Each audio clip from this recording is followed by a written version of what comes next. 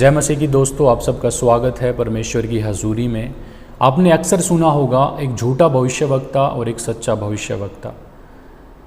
परमेश्वर का वचन भी कहता है कि अंत के दिनों में बहुत सारे झूठे भविष्यवक्ता उठ खड़े होंगे जो मेरे नाम से झूठी भविष्यवाणियाँ करेंगे, लोगों को भरमाएंगे और चिन्ह और चमत्कार भी प्रकट करेंगे कि हो सके तो चुने हुओं को भी भरमा दे। हम जानने की कोशिश करेंगे कि एक सच्चे भविष्यवक्ता का काम आखिर क्या होता है, एक सच्चे प्रचारक का जो खुदा से जुड़ा हुआ है, जो परमेश्वर का अभिषिक्त व्यक्ति है, उसका काम क्या होता है। एक अभिषिक्त व्यक्ति का काम होता है परमेश्वर से चीज़ों को प्राप्त करना और उसके लोगों तक उसको पहुंचा देना, यानी जो परमेश्वर कहता है उस बात को उसके लोगों तक पहुंचाना। परमेश्वर के अभिषिक्त का काम होता है लोगों को परमेश्वर की हजूरी में लेके जाना, परमेश्वर से जोड़ना, परमेश्वर और लोगों के बीच में एक अच्छा रिलेशनशिप बिल्ड करना। परमेश्वर हमारी ज़िंदगियों से क्या मांग करता है उसको समझाना, परमेश्वर क्या चाहता है कि हम कैसे चले उन चीज़ों को हमारी ज़िंदगियों में प्रकट करना।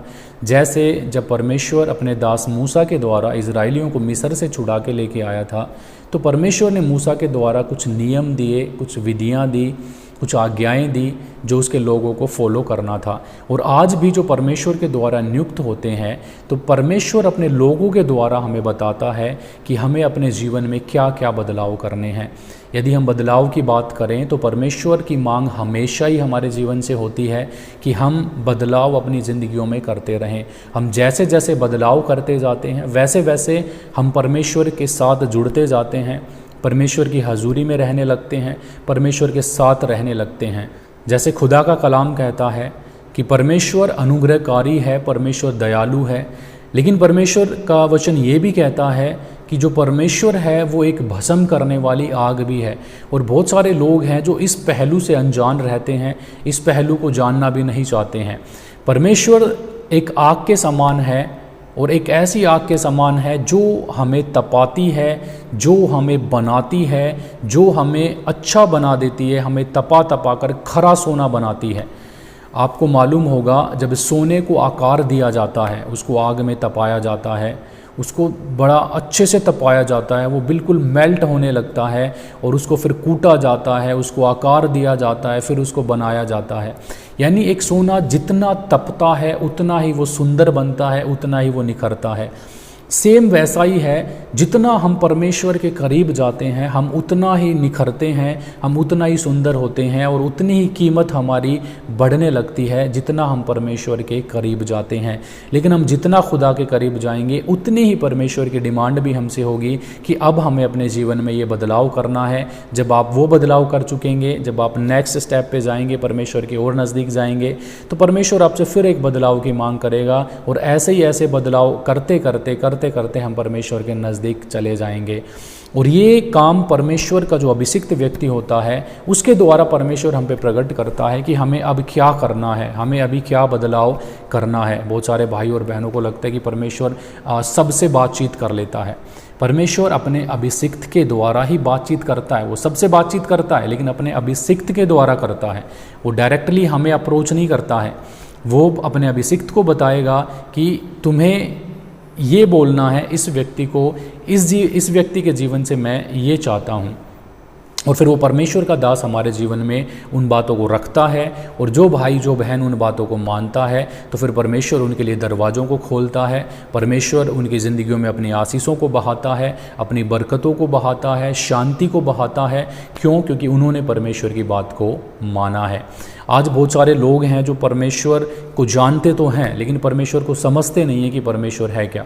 खुदा को जानने के बाद भी वो बीमारियों में पड़े रहते हैं, वो समस्याओं में पड़े रहते हैं और कह देते हैं कि शायद ये परमेश्वर की इच्छा होगी। लेकिन मैं आपको बताना चाहूँगा ये परमेश्वर की इच्छा नहीं है कि आप बीमारियों में पड़े रहें, क्योंकि इससे परमेश्वर की महिमा नहीं होती, इससे परमेश्वर के नाम का निरादर होता है।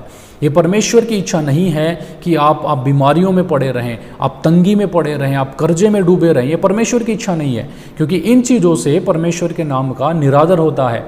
परमेश्वर ने कमज़ोरों को चुना कमज़ोर रहने के लिए नहीं बल्कि उसे बलवान बनाने के लिए। परमेश्वर ने निर्बुद्धियों को चुना निर्बुद्धि रहने के लिए नहीं बल्कि उनको बुद्धिमान बनाने के लिए और उनके द्वारा बुद्धिमानों को लज्जित करने के लिए।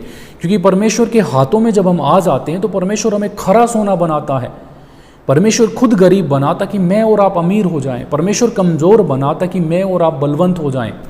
और जब हम परमेश्वर से जुड़ जाते हैं तो परमेश्वर की जो सामर्थ्य है वो हमारे अंदर आती है, जो हर एक बंधनों को तोड़ती है, जो हमें आज़ाद करती है हर एक बंधन से। जो श्राप हमारी ज़िंदगियों में बने हुए हैं, चाहे वो अभी के हों, चाहे वो हमारी पिछली पीढ़ी के हों, चाहे उससे पहली पीढ़ी के हों, परमेश्वर का लहू, प्रभु यीशु का लहू हमें उन हर एक श्रापों से आज़ाद कर देता है। लेकिन हमें ज़रूरी है कि परमेश्वर की बातों को हम मानें। यदि हम परमेश्वर की बातों को नहीं मानेंगे और पापों में बने रहेंगे तो याद रखें, एक सच्चा भविष्यद्वक्ता और एक सच्चा प्रचारक भी आपको परमेश्वर से जोड़ नहीं सकता है, क्योंकि परमेश्वर का वचन कहता है कि पाप हमारे और परमेश्वर के बीच में एक दीवार का काम करती है। यदि हम पाप करते हैं तो हम कभी भी परमेश्वर की हजूरी में जा नहीं पाएंगे। खुदा का वचन कहता है कि परमेश्वर का हाथ ऐसा छोटा नहीं हो गया कि तुम्हें छुड़ा ना सके, तुम्हें आज़ादी ना दे सके, तुम्हें चंगा ना कर सके, तुम्हारी ज़िंदगियों में आशीषें बरकतें ना दे सके। लेकिन तुम्हारा पाप है जिसके कारण परमेश्वर का मुंह फिरा हुआ है, वो तुम्हारी तरफ देखता नहीं। तुम विनती तो करते हो लेकिन परमेश्वर उसको सुनता नहीं। तुम रोते तो हो लेकिन परमेश्वर आपकी तरफ देखता नहीं है। क्यों? क्योंकि आपने पाप किए हैं।